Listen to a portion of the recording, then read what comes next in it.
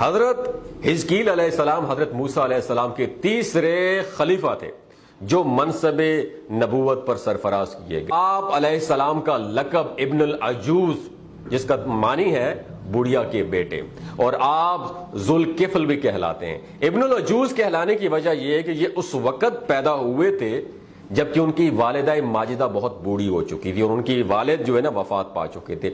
और आपका लकब जुल्किफ्ल इसलिए हुआ कि आपने अपनी कफालत में लेकर 70 अंबियाए कराम को कत्ल होने से बचा लिया था, जिनके कत्ल पर यहूदी कौम आमादा हो गई थी। फिर ये खुद भी खुदा के फजलो करम से यहूदियों की तलवार से बच गए थे और बरसों जिंदा रहकर अपनी कौम को हदायत फरमाते रहे।